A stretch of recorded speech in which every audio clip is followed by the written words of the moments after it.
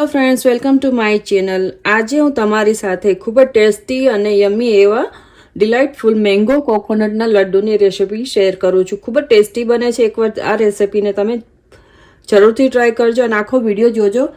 વાર નથી લાગતી, 10 મિનિટમાં આપણા લડ્ડુ બનીને રેડી થઈ જાય છે અને 3 જ ઇન્ગ્રીડિયન્ટ જોઈએ છે આપણે આમાં. તો તમે આ વિડીયોને પૂરો વોચ કરજો અને જો ગમે તો લાઇક, શેર અને સબસ્ક્રાઈબ કરજો. તો ચાલો રેસિપીને આપણે શરૂ કરીએ. 2 કેસર કેરી લીધી છે. એકદમ સરસ છે, મીઠી કેરી આવતી હોય એવી ચૂઝ કરવાની. કેરીને આપણે પહેલા સુધારવાની છે.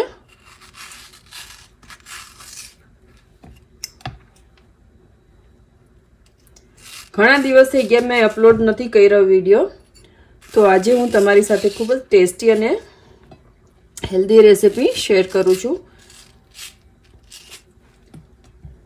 અત્યારે કેરીની સિઝનમાં તમે આ જરૂરથી ટ્રાય કરજો. એકદમ સરસ સુગંધ આવે છે કેરીમાંથી. એકદમ મીઠી કેરી છે, તો મીઠી કેરી પસંદ કરવી.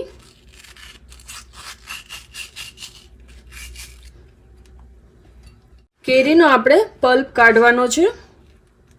તમે છરીથી પણ કાઢી શકો અથવા તો આ સ્પૂનથી પણ કેરીનો પલ્પ ઇઝીલી નીકળી જશે. આ રીતે આપણે એનો પલ્પ કાઢી લઈશું. તો કેરીને મેં આ રીતે સ્પૂનથી ને સ્કૂપ કરી લીધી છે. હવે આપણે આની પેસ્ટ બનાવવાની છે. તો મેં મિક્સર જાર લીધું છે નાનું, તો આમાં હું એની પ્યુરે બનાવી લઈશ.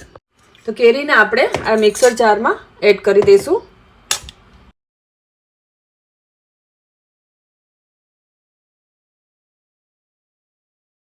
તો આપણે આને હવે ગ્રાઇન્ડ કરી લઈશું.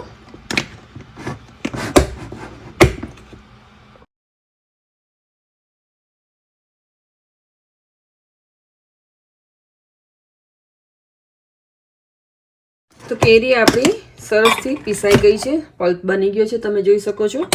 તો હવે આપણે આને 1 કપ માપીને મેઝર કરીને લેવાનું છે. એના માટે મેં 1 કપ મેઝરિંગ કપનો જે હોય છે એ લીધો છે.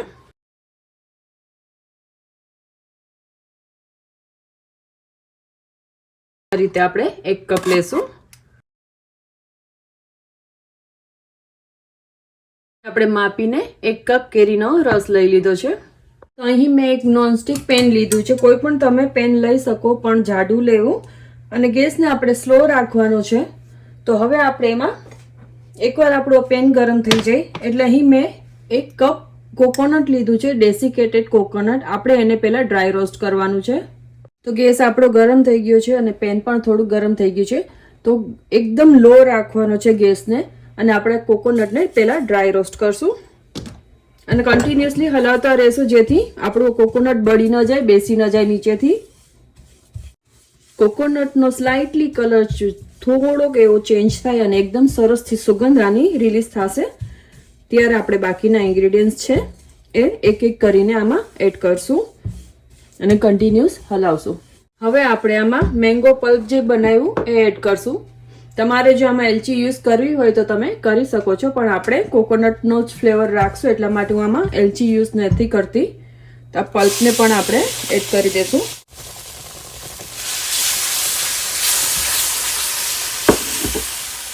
ગેસને સ્લો જ રાખવો. અને હવે કન્ડેન્સ મિલ્ક પણ આમાં એડ કરી દઈશું આપણે.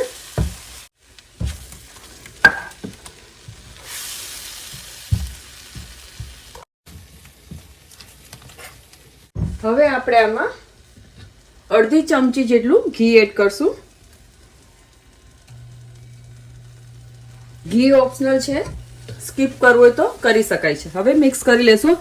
હવે આપણું મિશ્રણ એકદમ ઘટ ન થાય ત્યાં સુધી આપણે આને હલાવતા રહેવાનું છે, કૂક કરવાનું છે. મીડિયમ ગેસ ઉપર, મીડિયમથી લો ગેસ ઉપર આપણે જ્યાં સુધી એકદમ સરસ થીક થાય, આ જેવું લોટ બંધાય, આપણે લોટ બાંધે એ રીતનું થીક થાય ત્યાં સુધી આપણે એને હલાવવાનું છે. અને આ રેસીપી તમને જો ગમે તો લાઈક અને શેર કરજો અને સબસ્ક્રાઈબ કરવાનું ભૂલતા નહીં. કમેન્ટ કરજો. કન્ટિન્યુઅસલી આપણે આને હલાવશું.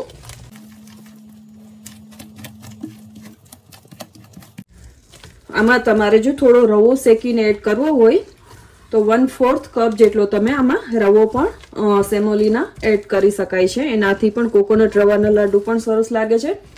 અને તમારે જો આમાં કાજુ, બદામ, પિસ્તા એડ કરવા હોય કતરણ કરીને ડ્રાયફ્રૂટની, તો તમે પણ એડ કરી શકો છો. પણ આજે મેં ખાલી સિમ્પલ રાખ્યા છે. જો તમે કમેન્ટ કરશો તો એ રીતે પણ તમને હું રવા કોકોનટ મેંગોના લડ્ડુની રેસિપી પણ શેર કરીશ. તો તમે જોઈ શકો છો આપણું મિશ્રણ જે છે બંધાવા માંડ્યું છે આ રીતનું. હજી આપણે આને થોડું હલાવશું, થીક કરશું. તો તમે જોઈ શકો છો આપણું મિશ્રણ રેડી થઈ ગયું છે. તો હવે ગેસને આપણે બંધ કરી દઈશું.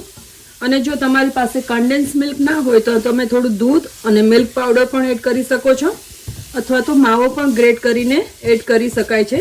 અને કન્ડેન્સ મિલ્ક મારું આ હોમમેડ હતું, તો એની રેસિપી ઓલરેડી ચેનલ ઉપર અપલોડેડ છે. તો એની લિંક પણ તમને આપી દઈશ. તો તમે ઘરે કન્ડેન્સ મિલ્ક બનાવીને ઇઝીલી 6 થી 8 મહિના ફ્રીજમાં સ્ટોર કરી શકો છો. કન્ડેન્સ મિલ્ક ખરાબ નથી થતું. તો આપણું રેડી છે. હવે આપણે આને થોડું ઠંડુ થવા માટે એક પ્લેટમાં કાઢી લઈશું. પ્લેટમાં મેં થોડું ઘીથી ગ્રીસ કરી લીધું છે. હવે આપણે આને આપણા મિશ્રણને અહીં કાઢી લેશું અને ઠંડુ થવા દેશું. પછી આપણે આના લાડવા બનાવશું. અને તમે હવે આને જો બરફી બનાવી હોય તો તમે બરફીનો શેપ પણ આપી શકો છો. લાડવા કરવા હોય તો તમે લાડવા પણ કરી શકો છો. તો હવે આપણે આને થોડું ઠંડુ થવા દેશું. તો આપણે થોડું હાથમાં ઘી લગાડી લેશું આ રીતે. અને હવે જે આપણું મિશ્રણ ઠંડુ થઈ ગયું છે, આ રીતે લાડવાનો શેપ આપી દઈશું. તમારે સાઈઝ કેવડી જોઈએ છે લાડવાની, તમે એ રીતે શેપ આપી શકો છો.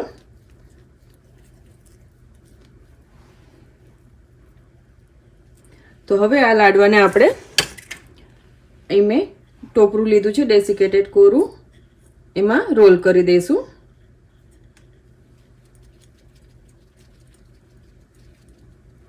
તો રેડી છે આ આપણો મેંગો અને કોકોનટ લડ્ડુ. તો આ જ રીતે હું બધા લડ્ડુ બનાવી લઈશ.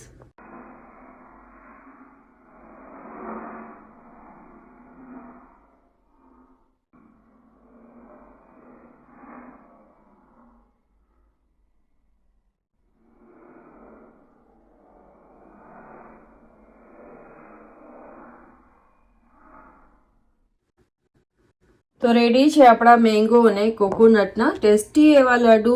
ગરમીમાં અત્યારે 10 મિનિટમાં બની જતા ખૂબ જ ટેસ્ટી એવા આપણા લડ્ડુ બનીને રેડી છે. આ મીઠાઈ જરૂરથી ટ્રાય કરજો અને વાર પણ નથી લાગતી બનતા.